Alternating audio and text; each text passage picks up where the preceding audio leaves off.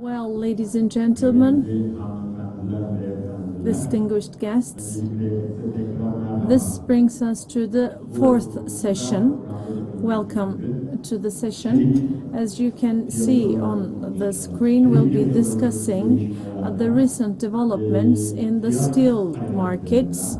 We'll be discussing about price volatility, factors affecting price volatility, the problems of the industry, and expectations for the coming period.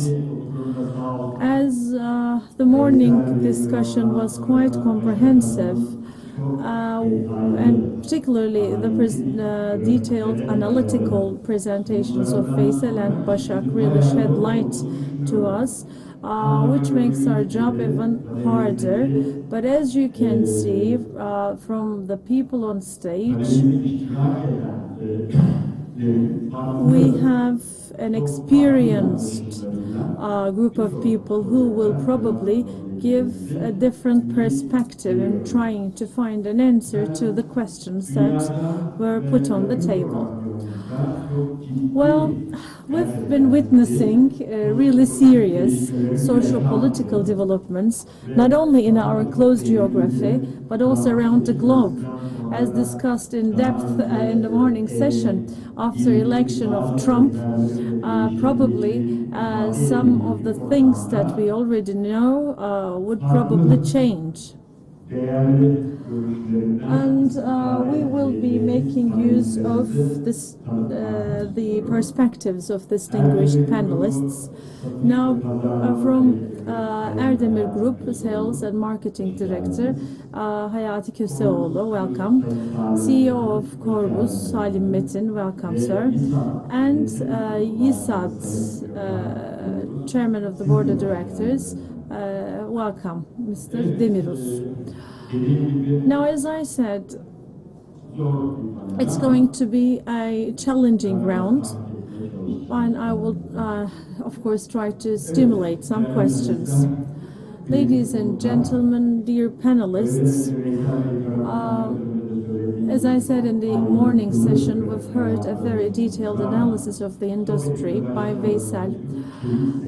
Before starting to talk, I would like to give the floor to the panelists to remind us back the position of the Turkish steel industry in the world.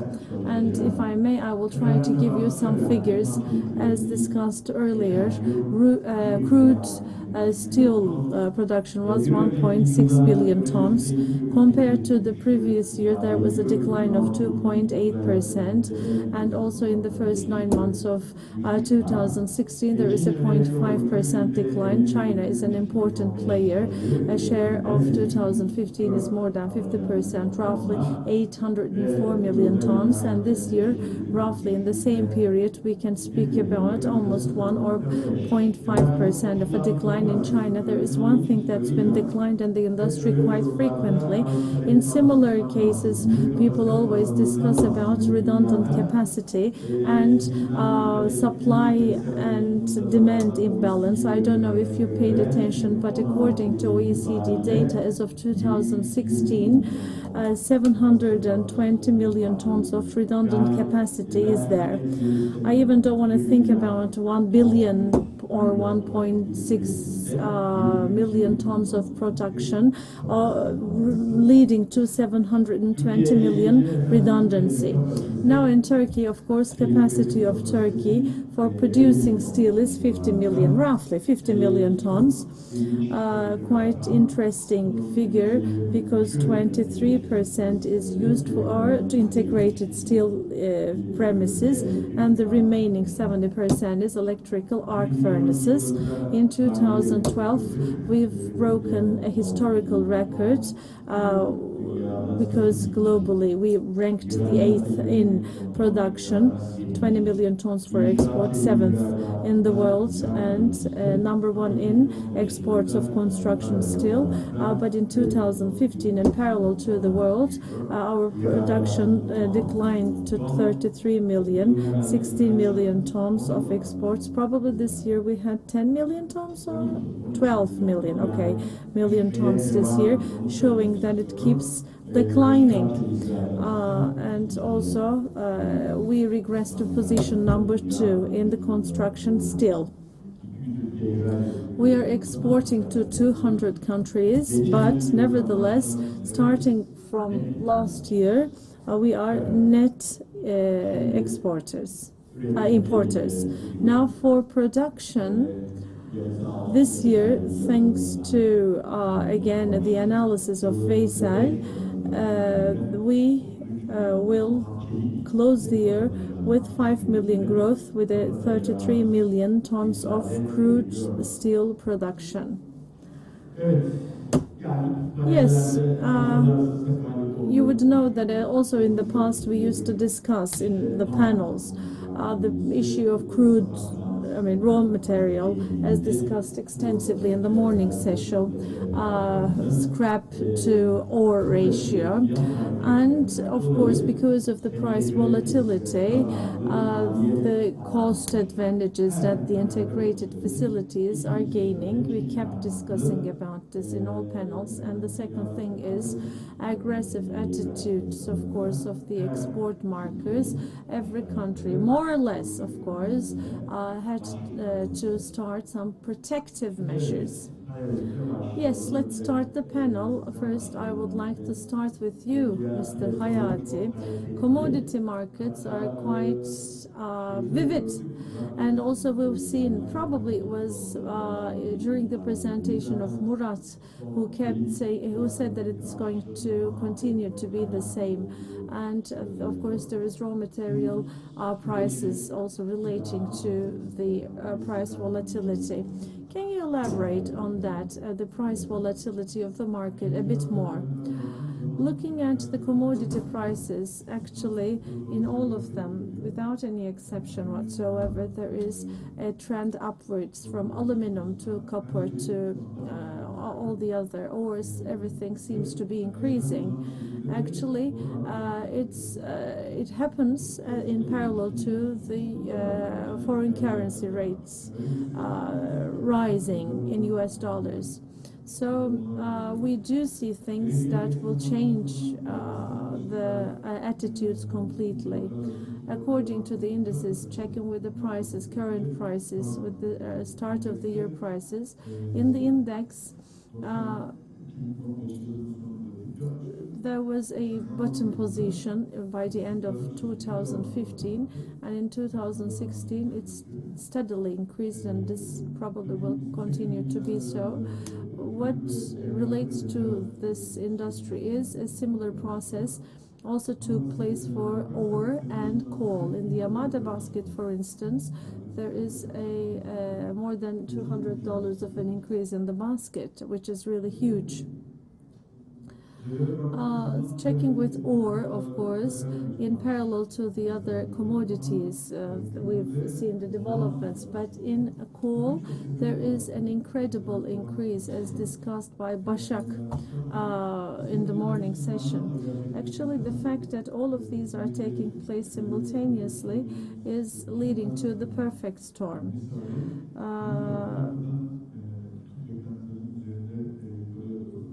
And of course, the coal prices went beyond, of course, the expectations. And you know that the supply in coal in China was reduced, of course, by the hand of the state.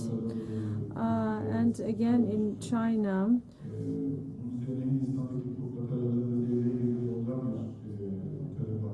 there was also a demand increase in China. And from this perspective, I think that especially major coal producers both reduced the supply, and even some of them really declared force majeure conditions. So in panic, European coal producers, just to sustain the production, really held on to coal. This led to a price increase of from 100 to 200 and over 300 US dollars. This increased, of course, the steel prices. Therefore, it was an inevitable price increase for steel. Actually, the coal prices are not expected to regress quite quickly, which means that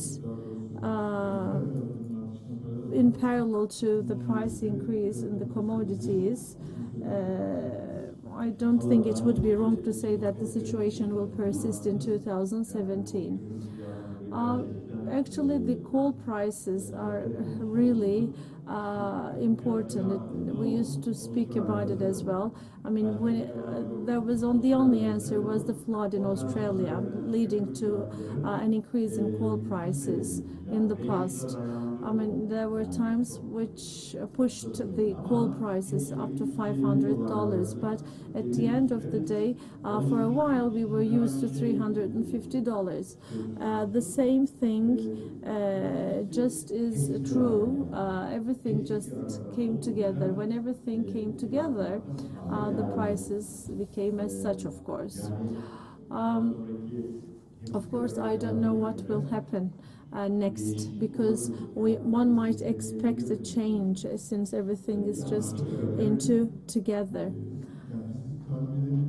As much as we can follow, of course, the Chinese government seems to back the measures they have taken, probably will not be reducing the supplies, as according to at least what they say. Therefore, we do not expect anything for the direction of decline. Actually, it's really important to hear everything. I mean, because our distinguished speaker from China also made some important remarks, saying that they will pay attention to market regulations. They will also focus on local market, and environment again will become a priority.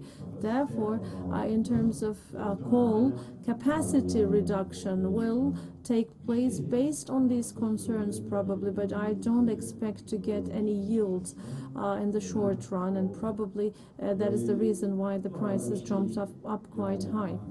By the way, there's one thing that comes to my mind, the ore to scrap ratio.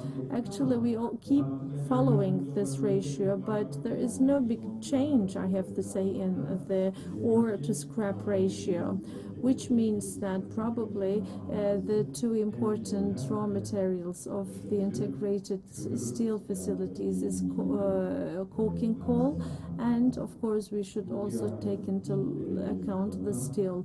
And the trigger for this jump in the prices, or costs better to say, is coal. Okay, thank you very much for this contribution, Salih. Speaking of integrated facilities, of course, there has been the issue of cost advantage. And I think that this has ended with the price increases in the furnaces. The price advantage, of course, we're not in the position of making a cost calculation here, but some say it's $10, some say $20. My calculation leads to $40. I mean, it's interesting to have all of these different figures flying around, but the one thing is, in integrated steel facilities, we shouldn't be making an assessment on spot prices, because there is a stock that remains for a few months, probably up to 3 months back. We can just go and discuss. Therefore, in terms of utilization cost, the prices are not a problem for integrated steel facilities, but if they persist, probably will become a problem in the coming months. It used to be as such in the past, but we had the impression that it wouldn't persist for a long time. We used to, I remember, talk a lot. Muammer, you remember? I mean, we used to talk a lot about the arc furnace facilities, if they come together so that they can have a common joint furnaces together. This was a debate. Now, for the scrap to ore price ratio, do you think that it will balance off in a period, or would this bring us back to the old debates? Actually, the debates were there for just a few years, and in 2015, as the steel and iron industry had to go through a challenging period, 2016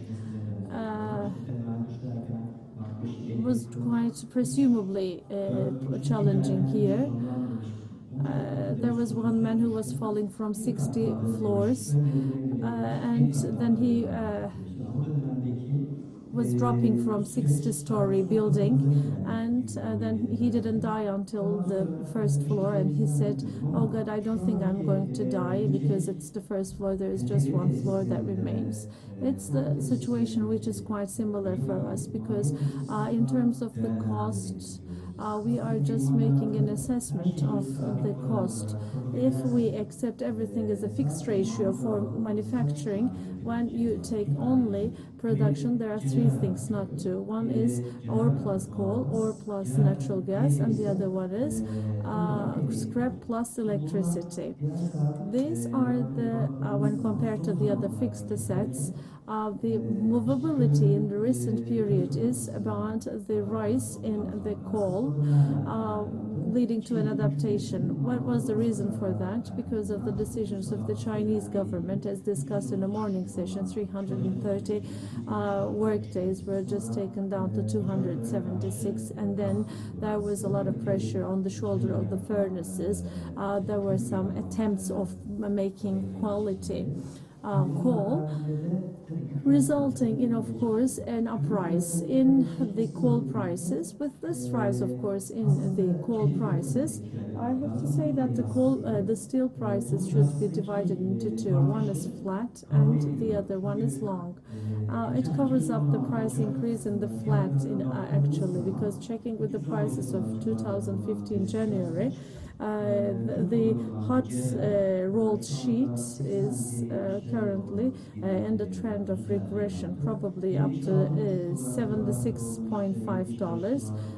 The coal prices that was at the level of 75 rised up to $300.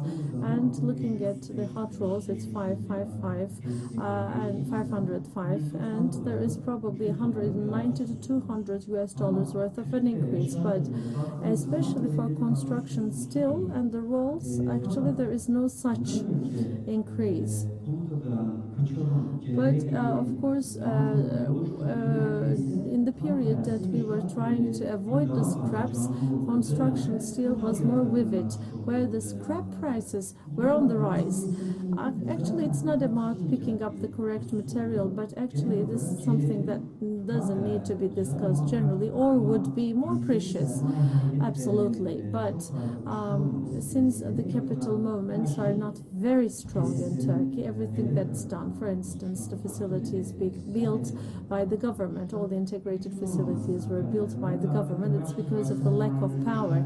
But with the capital getting more stronger, the discussion is taking place. But there is something speedy about the Turkish steel and iron industry. We've also shifted from scrap to flat, which brings an advantage. Therefore, this is something that has to do with this steel industry, which is quite experienced. How about the past? What is the reason for the producers to increase? Actually, it's mostly because of the problems of finding raw material by the rolling mills. And in Ereğli, for instance, after the Iskenderun steel and iron, after it was just transferred to Oyak, Ereğli Group said that there was a declaration of finding the ingots from some other places, but there 7 small and medium-scaled arc furnace, induction furnace facilities were established all of a sudden. Why? Because either the facilities will go, I mean, if they have the money, probably they will have to go for the steel milling houses, or they would be closed. Actually, many of them were shut down. Currently, there are 4 or 5 rolling mills that are in operation. If we can do the balancing off, then the scrap production in the steel mill houses will be just in harmony, because in terms of the quality that is attached to steel, probably it will be the target for to be saved. As far as I understand, this debate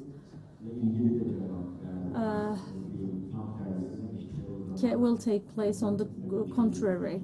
Like, for instance, the long steel and the construction steel will be more favorable in terms of the prices. And the coking coal probably following the latest increase in prices, it was up to $190, and in steel sheets there is this increase which covers up this increase, I have to say. Yes, it does, I mean, cover up the raise there. What do you think, Gokhan, about this? Would this debate continue? In other words, integrated steel facilities,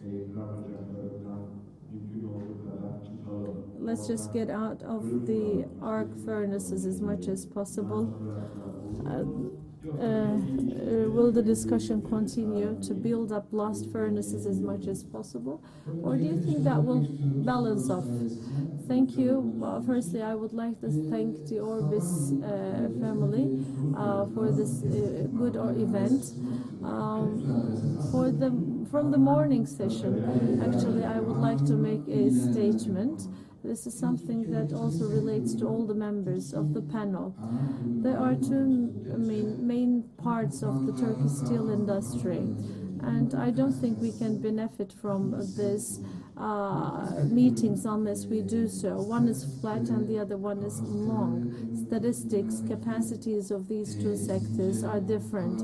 Policies, anti-dumping, customs duties, growth, price analysis, or as you said, the production methods are totally different. I mean, we need to convey a message to Ankara for these two sectors. Therefore, I do think that in the coming years, the conference should be based on these two windows to give two different perspectives. Now, turning to your question, in a way, I think it'll balance off, because for a long time we have companies, representatives, directors of these companies who've been active in the sector for a long time, sometimes think scrap is more attractive price-wise, and they would sometimes think that the ore is more attractive, and the balance will come in time as they think, which I have to say I agree with them in this respect.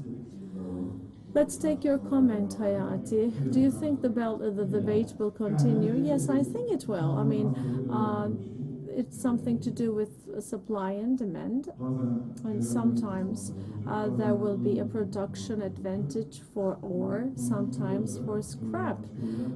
Conjuncture-wise, probably there will be periodic changes. I mean, the debate as to building blast furnaces, joining our strengths, do you think is a wise debate that will continue? I think we should see that. I mean, it is a debate that also has found implications to the government authorities, because there were times that they just wanted to do that investment. Let's say they've invested in it, and the next period, the advantages for the scrap, then that will be the advantageous production route. Just remember, 2 months ago, Orbis again had the pre-boss meeting. We all attended that meeting in Vienna, and people there said scrap will just relieve off and the prices will come down. Nobody was speaking about the performance of coal, but it's really very hard to know all of these in advance. And you also say the same thing. I mean, it's really surprising to see the figures, but we shouldn't depend ourselves on the figures announced by China. No, but I mean the figures that China has taken from OECD, it's just there, because there is a supply excess in the world. In this situation, I mean, investing back in Turkey doesn't seem so feasible for me. Okay, Salim, let's continue with you. Actually, you've just gone into that input supply debate. At the end of the day, that cost disadvantage basically keeps urging people to import from China. And you know that there was a 25% tax, but traders just used to bring it as a rod, I think it was square rod, and they used to impose some tax on it. The situation probably has weakened, and probably from time to time there will be a continuum of the situation. But in a way, the supply is sustained. How do you do the supply, and how do you plan your supplies? Because at the end of the day, you can import if and when necessary, of course. Because actually speaking of that period, the ingots that were there in China, as discussed, were used by the steel producers as the roller mills. When you just buy the ingots, the semi-finished ones are used in the steel roller mills. Actually, this was also seen in our own region. Why did they do this for? Quite naturally, the high scrap prices were attempted to be reduced as such. Of course, they have accomplished reducing the scrap prices by a very good practice. But trade-wise, it's okay. But China has a unique position, especially back in those times, as you said, as it was different. You know, it was on paper shown as iron, but then on paper they were tricking and just showing it as ingot. The Chinese government is appearing not to do any exports of this, but employment and other factors were there to ignore this situation. Actually, the situation got more pressing. Since this is the reason, the Chinese position is not to save our day. I have to say that Iskenderun steel and iron facilities can save the day. And we said in 2002, a daily group said we are going to do flat only, and you will have to take care of yourselves. After this declaration, 7 steel facilities were built, and then we've seen that following 2008, there was this downturn with some implications in 2009 that hit the industrialized countries first. When this happened, there was an incredible decline in the sheet prices, but the implications were not as big as it was expected for the other prices, because the crisis didn't start in industrialized parts. But now it's just the contrary. In other words, the increase in the sheet and the reason why it remained behind the iron in the long term is that. And of course, the basic reason for that is the rise in the foreign currency exchange rates, and the national economies had to go through turmoils. Turmoils led to an increase in the gaps. Actually, the price of the hot roll would be pushing up the prices, because iron and steel is 100% dependent on supply and demand as a sector. Actually, we do not see this demand in the construction sector, but in the long term there is a potential energy accumulation. And by the way, the potential energy has been just getting into kinetic energy for sheet, and probably will continue to preserve this position in the coming period. But this, you know, the potential will explode probably in the coming period. But I do think that this 2017 will be the last challenge. If we can survive through this last challenge, probably after 2018 there will be a different perspective. And if the raw materials will be just the issue to balance off by Iskenderun steel and iron, probably thanks to the future investments and of course thanks to the initiatives of the exports unions or the steel producers union with their initiative, rather than exporting semi-finished products, we should be concentrating on giving it to the facilities importing semi-finished products, because there are two types of rolling mills. Some are only working for the local market, and some have an export capacity. They also have the capacity for importing. If we cannot supply the ingots from the local market, and there was this problem with Iskenderun facility, we had to find 21 sources to supply. You do it, without willingness, and you can find the different places all over the world that you start importing. I wish we can have a balance in our own world, that the export for ingots would just be balanced off in terms of the finished product production, so that we can balance this off in the production gaps probably. Evet, Gokhan Bey.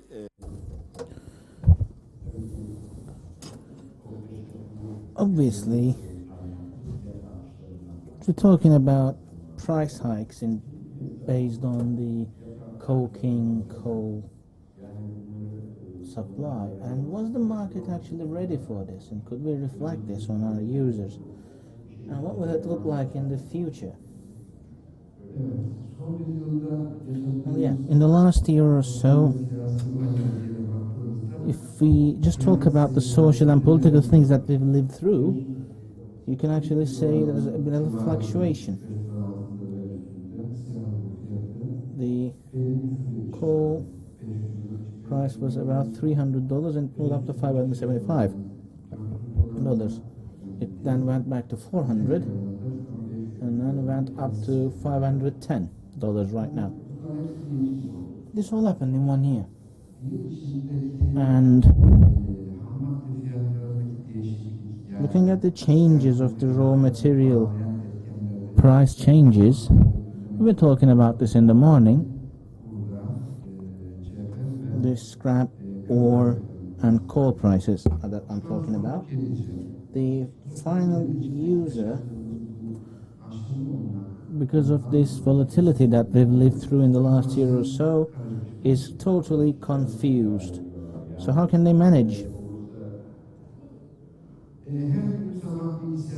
Every morning when you turn on your laptop, you see an influx of information coming from every corner of the world, and people draw their roadmaps on behalf of this information. Well, were you expecting to see this hot roll? Were you expecting the hot roll to be about $520?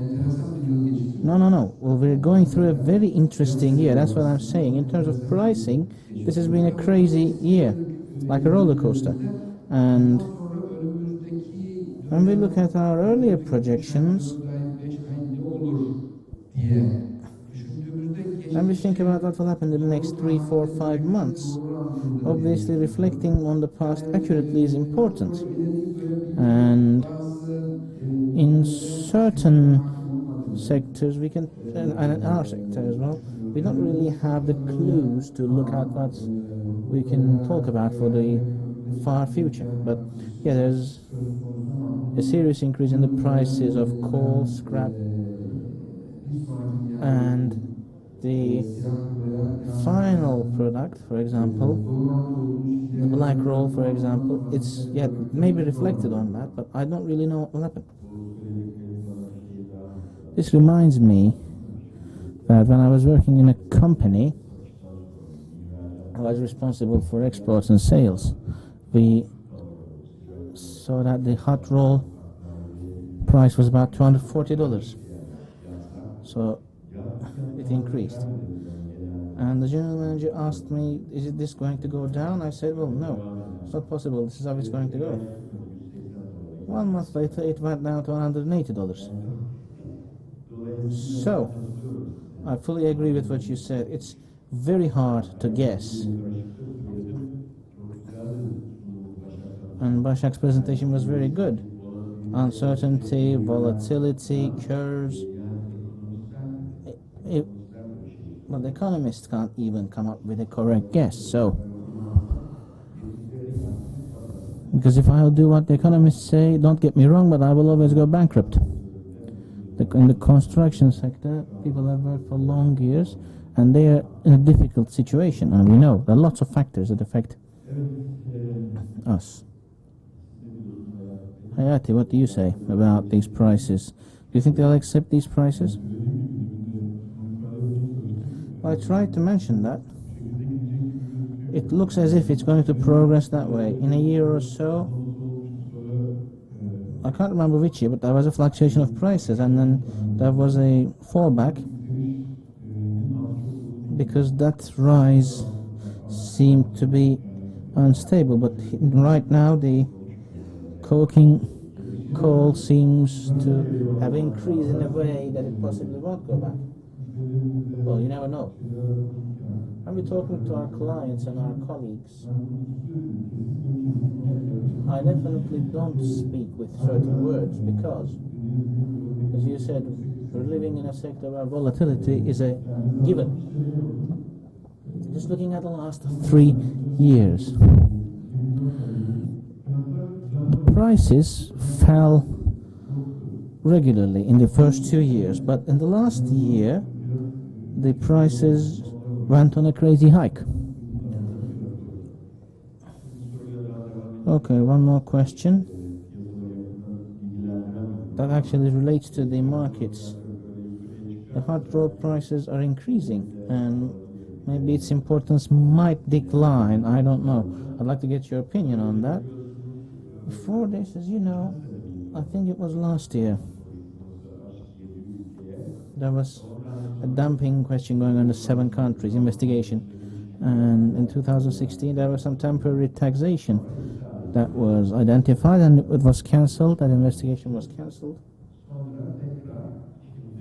Now, Russia, Ukraine, and China became countries or exporters of hot roll, and another dumping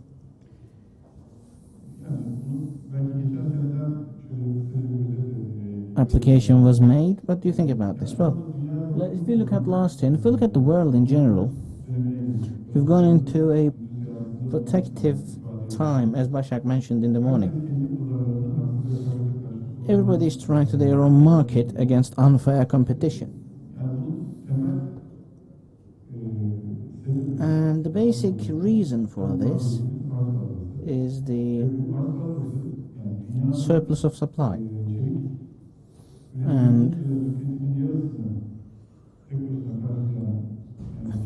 in China, this is where it's the most, and China is the leading country in terms of production, so they have to move to exports, and they've done it last year, and while they were doing that,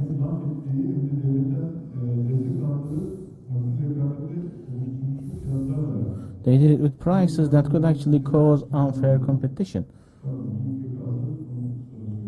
Nobody actually remained silent except one country, but all the big countries, major players, US, Canada, EU, voiced their concerns and set their walls.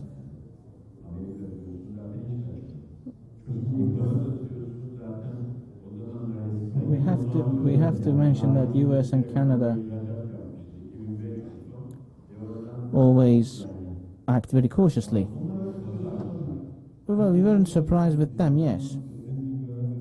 But European Union, which we thought to be the most liberal, they even closed the gates. And China took a step back. And that's one reason we are now breathing, because if China didn't take that step back, in Turkey,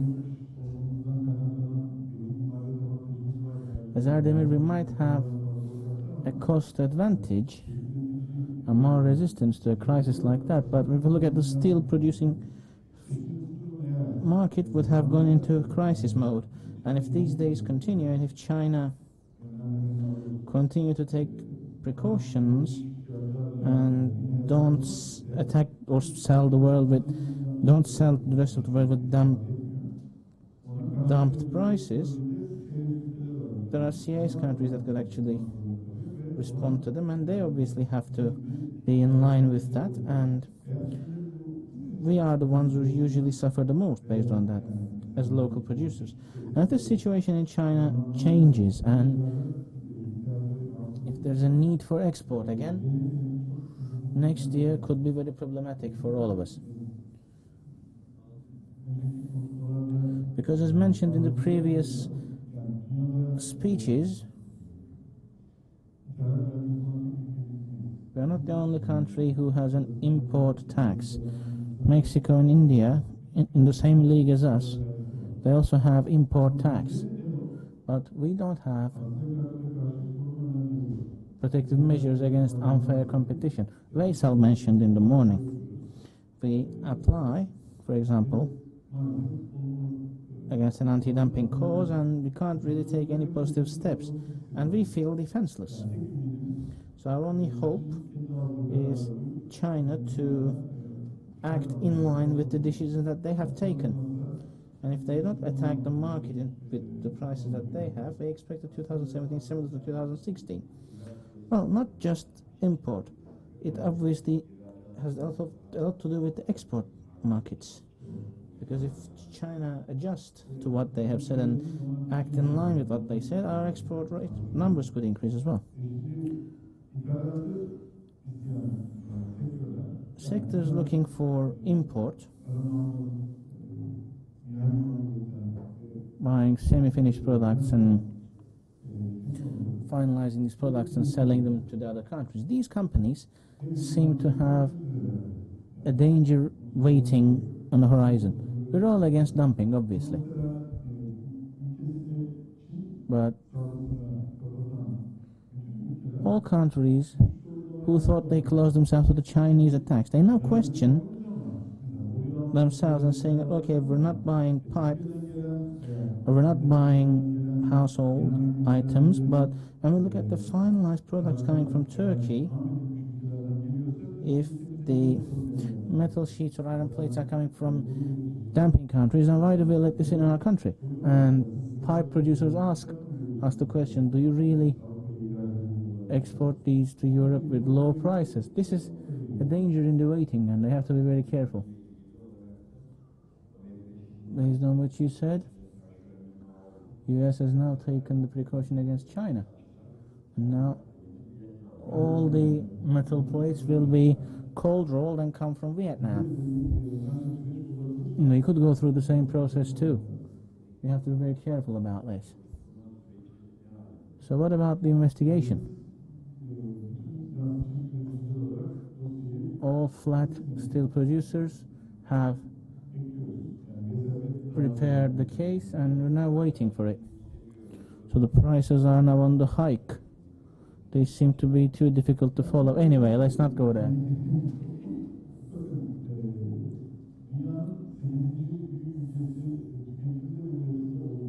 In terms of production and consumption, we are the 8th largest country in the world right now.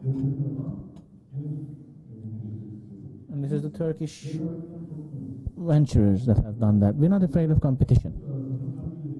Whoever you ask, whichever producer you ask, we're not afraid of competition. But if you talk with figures, last year, if I'm not mistaken, $12 billion seemed to be the loss that we had in the steel industry. Well, the government obviously supports the sector, but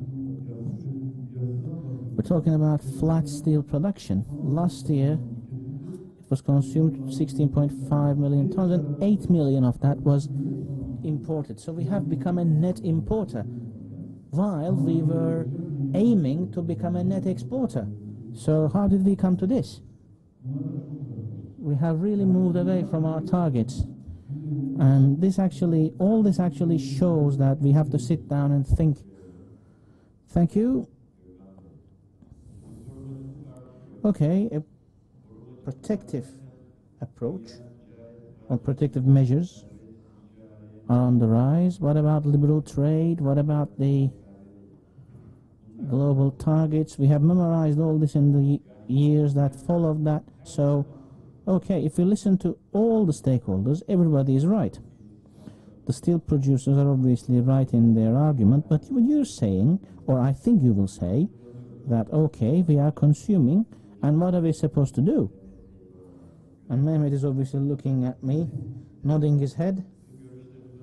So could we get your opinions on that? Well, we're talking about anti-dumping.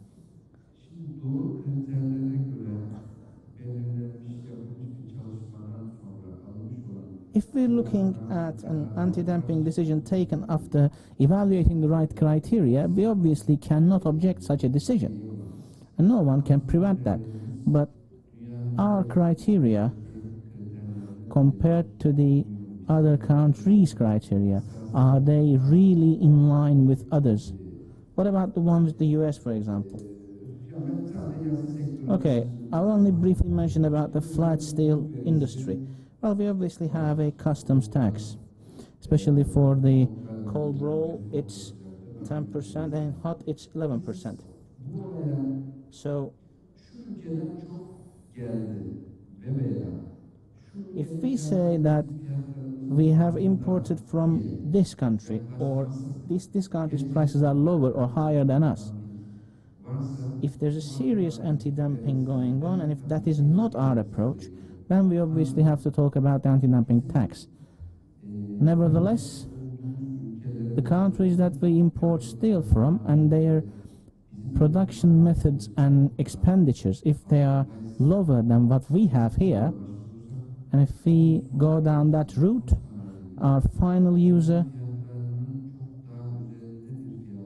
will have the chance to access to the raw material at a very high price compared to the rest of the globe, and presenting their products after receiving their semi-finished goods and turning them into final product is going to be very difficult to sell that. So these criteria has to be prepared in line with the supply-demand balance of our country. So looking at the prices of the world, if the increase of prices was, say, X%, in Turkey the increase becomes 2x or 3x%. In other words, our prices increase twofolds or threefolds compared to the rest of the world. And we're not just talking about the levels of prices, how to access raw material. Okay, 8 million tons of raw material for the flat steel is being imported. As I mentioned previously, we seem to, people are saying that we have a capacity surplus in flat steel. If we don't import 8 million tons, or if we decrease that import to 4 million tons,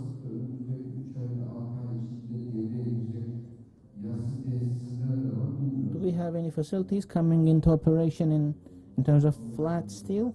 Do we have any plants coming on in 3 to 6 months? Well, you can actually start operating that, and the next day you will receive those metal sheets. Well, I do not agree with you. It's not about agreeing or disagreeing. This is like what YİSAD said. This is about capacity. And our established capacity in Turkey is over 90 million tons. And the reason why it can't be produced is not that the arc furnaces lack the technology or the substructure. It may have an effect, but the real reason is Turkey is receiving goods on that dumped prices. So we're talking about steel sector. How did China fall to red? Well, how did Turkey record losses last year? Because of those dumped prices that of the products that came to Turkey. And we were calculating as Erdemir $70. But according to an article, the Chinese exporters were selling or exporting their goods at around a loss of $99 per 10 kilograms. So the problem here was not really lacking the structure, but was because of lacking an analysis about an anti-dump products. Well, I have to agree with Hayati here. If that's, as you say, we have to stop that. But in 2005, the flat steel consumption in Turkey was 9.5 million tons. Last year it was 16 million tons. And when we do these meetings in 10 years, and if we don't retire in 10 years' time, Mesut and I, we will see that the flat steel consumption would be around 28, 29 million tons. So when we talk about capacity surplus or reduction, we obviously have to evaluate that in our own circles. We have to divide them into two groups as long steel and flat steel. They've got to come together. And rather than discussing what's happening with current prices, we have to divide the steel sector in Turkey into two. What will happen in the flat sector in 3, 5, 10 years' time?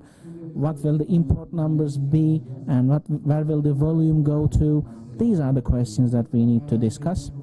And I don't really differ from Hayati, but some of our capacity,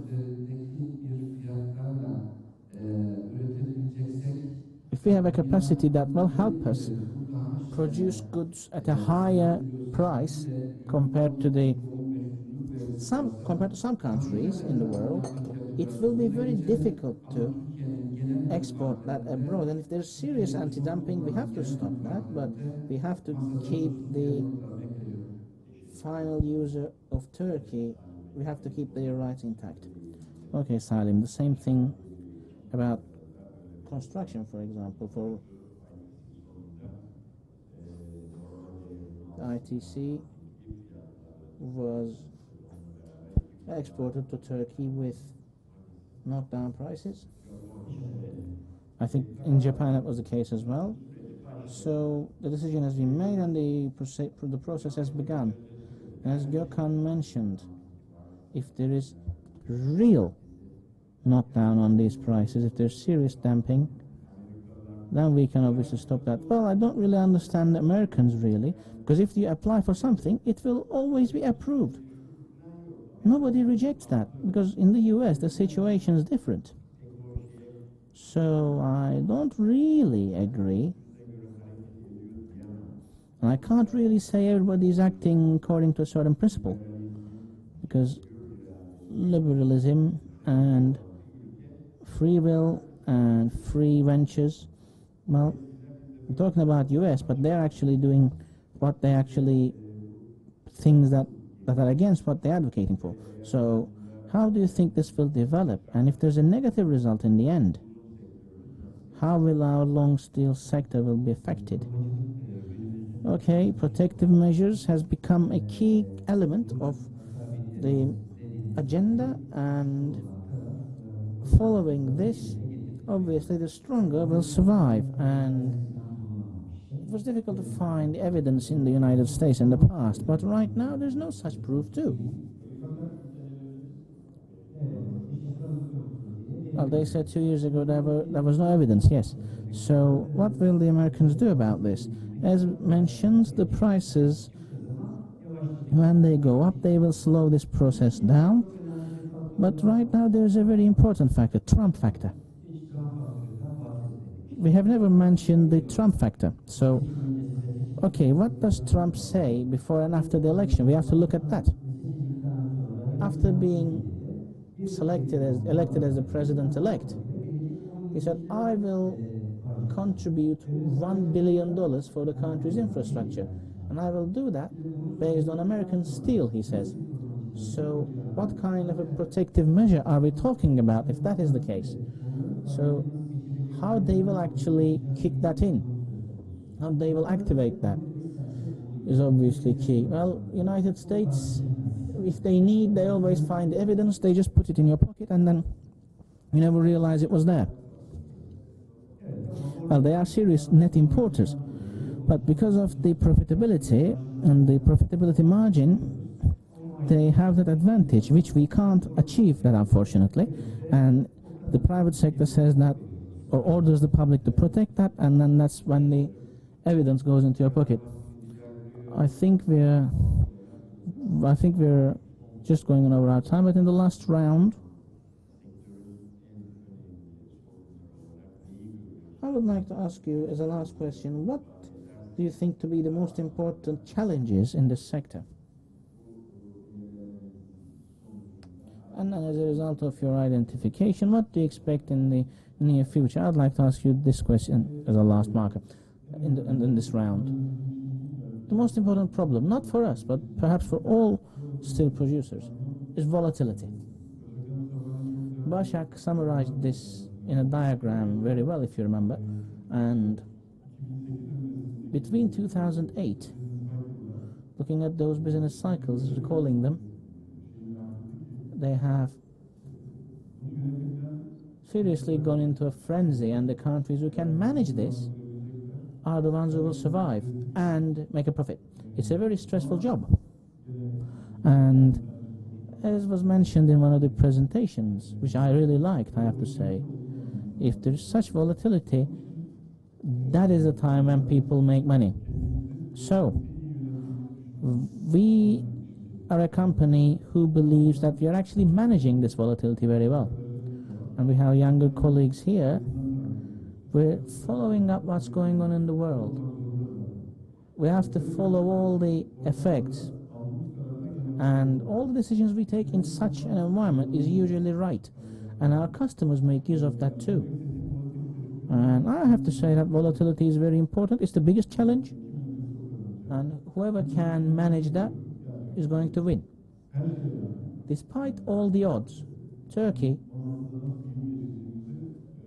we all know what kind of a year we lived through in 2016. In 2015, the world has narrowed of about 3% in terms of economy. And we're going to finish this year with 5% growth, while the world average is 0.5. So, if we look through this perspective, Turkey will always continue to grow. And 2017 will be similar to 2016. I don't think it will be wrong to forecast that.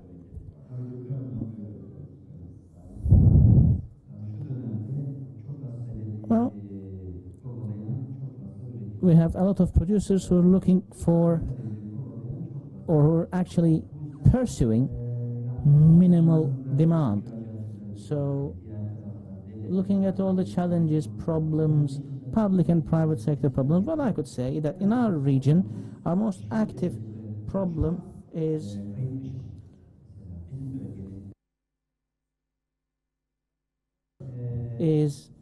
unregistered trade, which has reached incredible numbers in this geography, and it's actually unbalancing everything. It's at such a rate, it's increasing at such a rate that it can't even be measured. And also, we have to make sure that the iron and steel industry is an industry that can actually help people profit. So I don't want to, for example, import slabs. But how is that possible? If only I can find the source. And when we can achieve the balance with the producers we have in our environment, in our region, and if I can use it up to the capacity that I have every month, I could then start talking about exports. As long as I find the raw material which can help me set up that export process, I won't have any problems. If I can't find that slab, what do? Then I have to operate in a mill house, and sometimes you got to stop certain projects and you have to keep certain balances intact, because we can actually sort this balancing all together.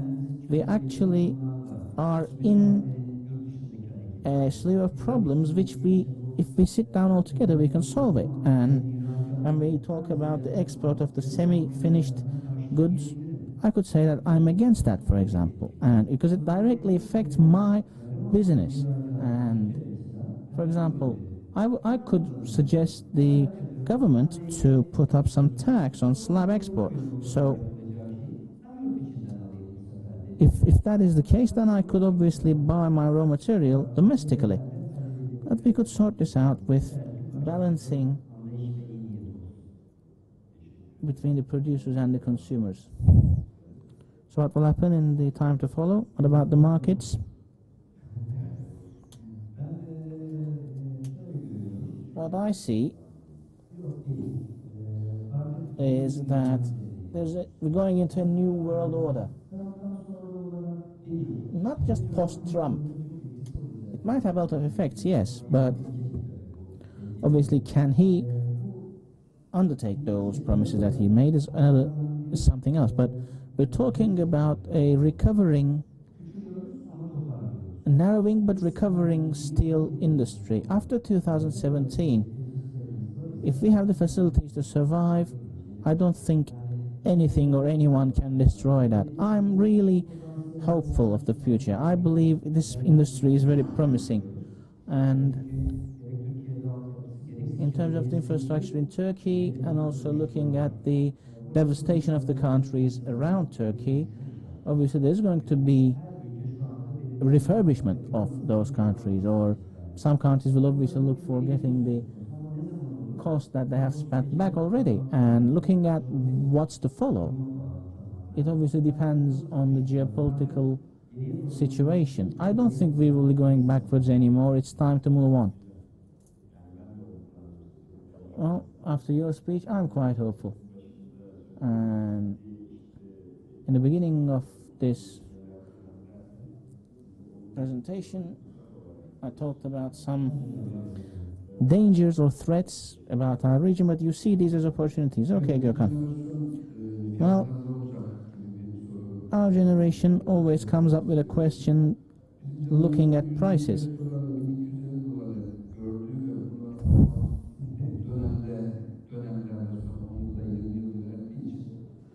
As we have seen fluctuating prices in our generation, we have seen them a lot. And I believe that a lot of things are changing in the world right now, and we've got to see that.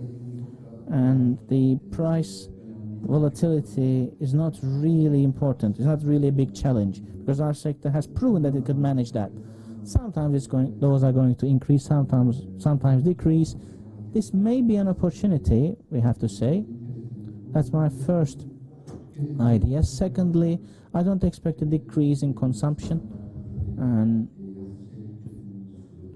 we're going to have numbers of flat steel consumption more than the growth rate of Turkey, and the currency fluctuation might cause an uncertainty in terms of investment, and also the finance sector in Turkey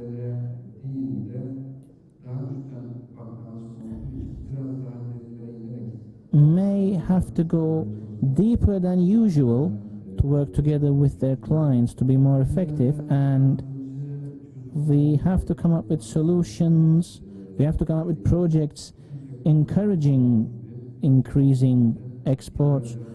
Like in all sectors in our industry, we have to focus on developing tools to improve exports and increase exports. Distinguished guests, I think we could maybe take one or two questions. Do we have any questions?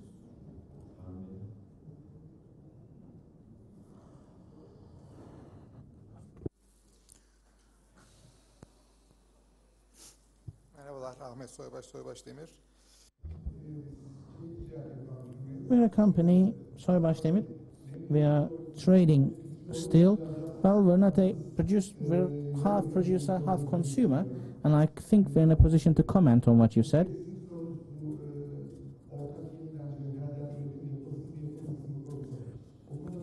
Producing from the ore, for example, I'd like to ask you this question. Well, yeah, we're working on this, but I don't think this is a question I could answer. And I'd like to ask a question to Hayati. Tabii ki avantajı var. Yani şöyle uzun vadeye baktığınız zaman If we're looking at the integrated facilities, they have an advantage, these mixed facilities. But is it worth changing all the established order in the business? We're obviously looking for a more stable and consistent future, and we're looking for a more balanced industry. And I'm actually siding with that.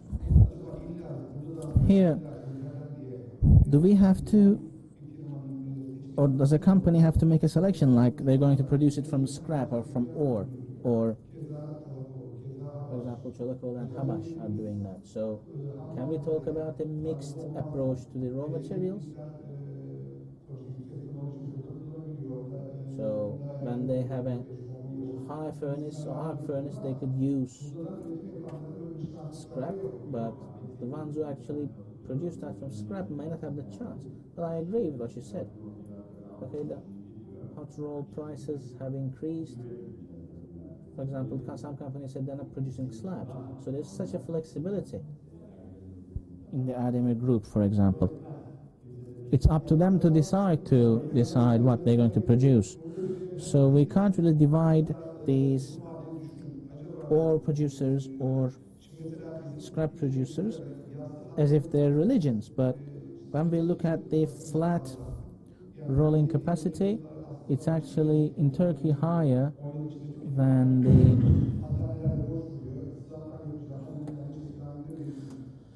slab producing rate. So maybe 2 or 3 companies could merge or come together in an, say, an Asian Izmir region or in Iskenderun, for example, and discuss what the best solution is. I obviously have to have cordial relations with the producer and the consumer. So if that is the case, then obviously the cost of raw material will decrease, so the Turkish export numbers will increase, and the scrap facilities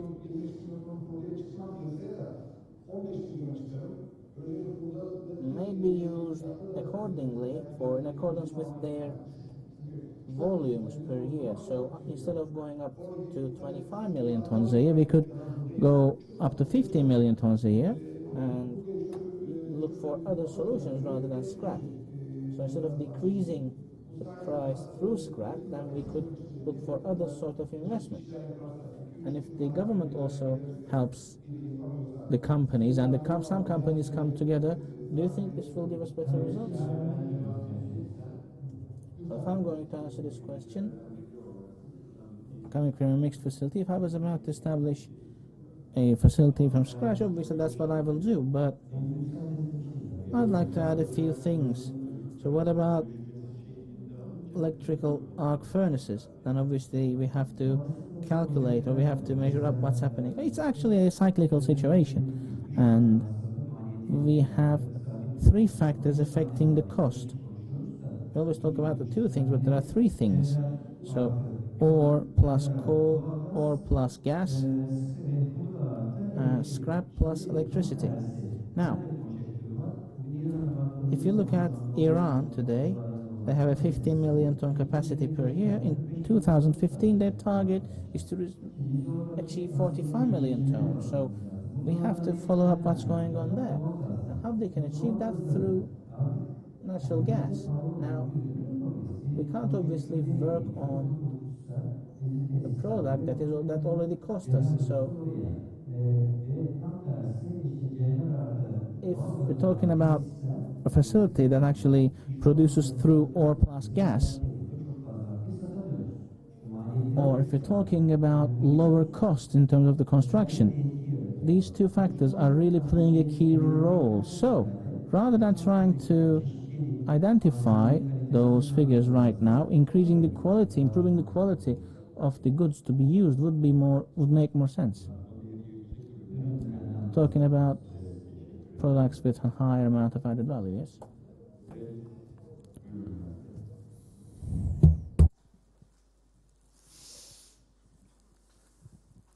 Teşekkürler. Öncelikle. Thank you very much. I would like to ask about the recovery in the markets and how sustainable it is. I thought about this. In the morning, during a presentation in the morning, for example, in China, the coal capacity or the coal facilities have been shut down, and this just happened in the last half a year. And we look at the steel production capacity and narrowing that capacity, 45 million ton of capacity has been shut down, and that's what they have achieved. But just if you go back 2 months ago, this was not there. The total amount of capacity shut down was about 6 million tons. And when the figures in the markets actually rose in the first half of the year, they suddenly ended up shutting down 45 million tons. I'm very positive, yes, everything will be very good, but in the future, next month, for example, December,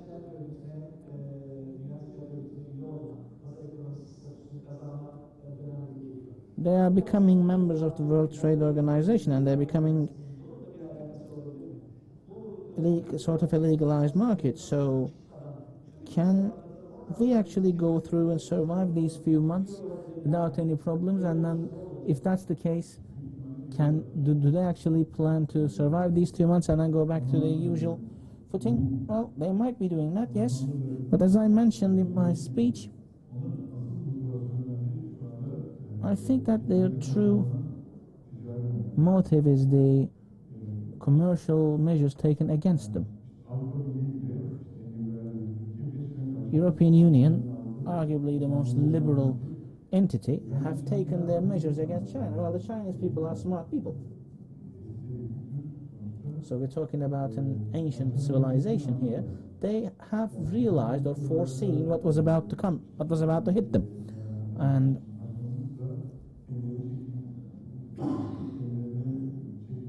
that's why they actually try to do a sort of autocorrection, let's say. Maybe it might be naive to think that, but all the developing and growing markets showed them the right card. So what you said is very important as well. It surely played a key role. So we have to actually wait for what will happen on the Chinese side in 2017.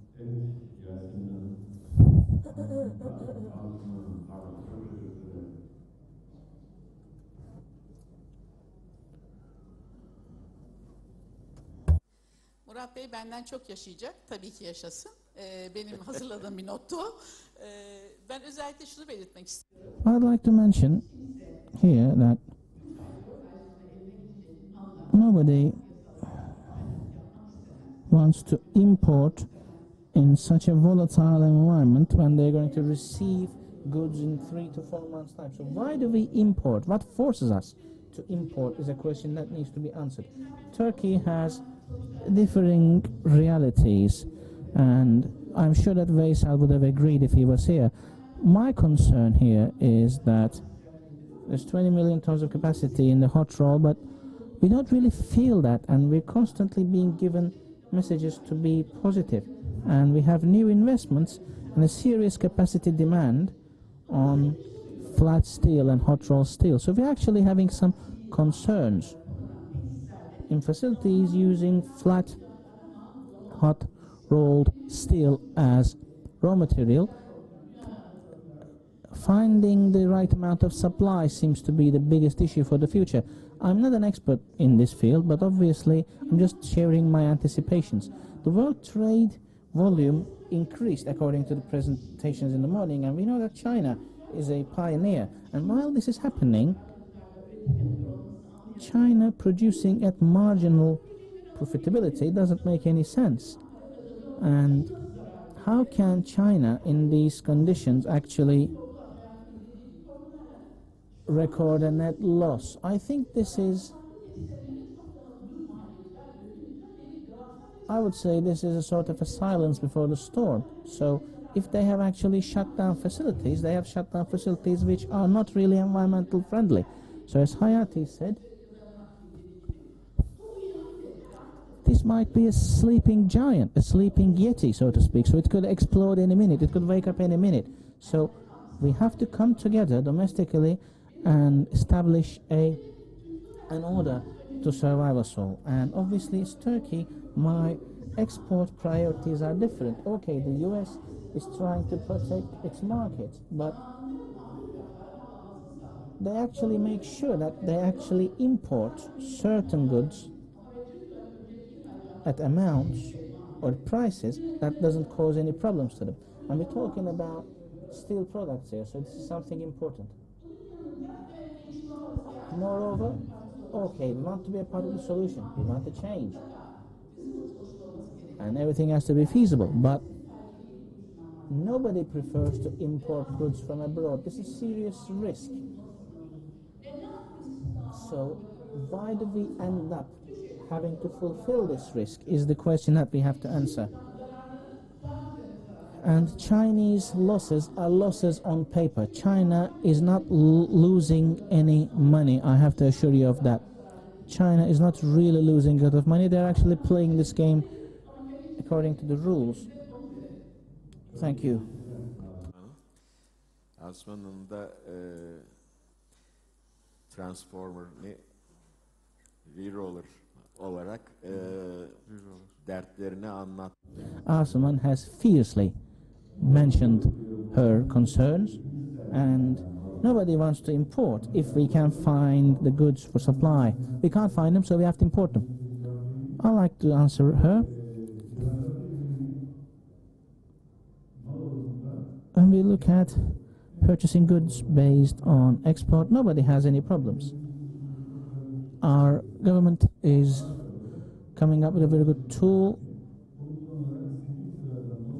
which helps us to buy or import goods from the countries of our choice, and the same for the exports.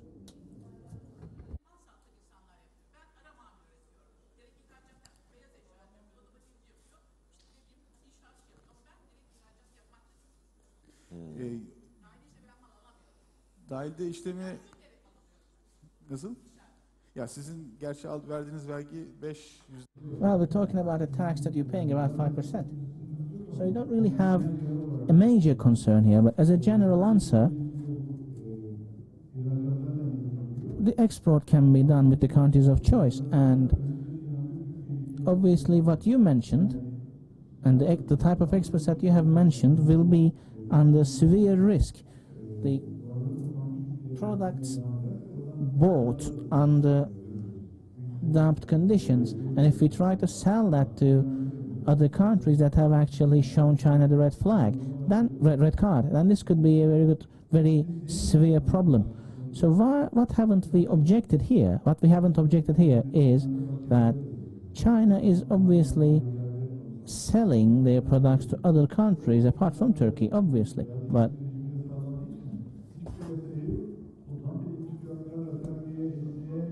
processing certificate is used for our imports and exports, but the prices that they have bought from China are obviously prices that have been dumped and have been reduced, and we're actually producing from ore as well, and we have to have that capacity to calculate everything from the beginning till the end, so we can obviously calculate what the Chinese are doing, and we are sure that they are selling their products even if they are not making any money, even if they are actually recording losses. This year it might have changed, but they are still losing money, and they're seriously recording losses. Hopefully